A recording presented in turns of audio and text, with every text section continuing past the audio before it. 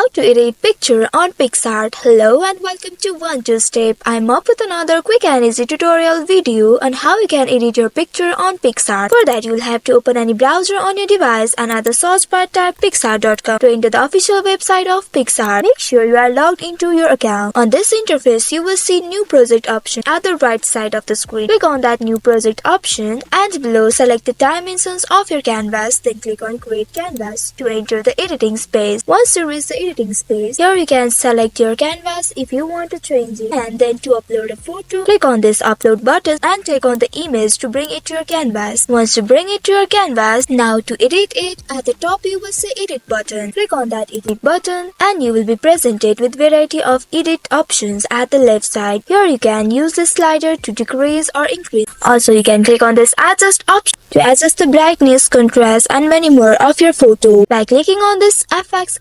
option, you can add effects to your photo. And by using these tools, you can edit your picture on Picsart. That's all for today's video. Thanks for watching till the end. If you found this video helpful, don't forget to like, share and subscribe to the channel. Also hit that bell icon to get notifications on more such helpful tutorials. See you in the next video. Stay connected.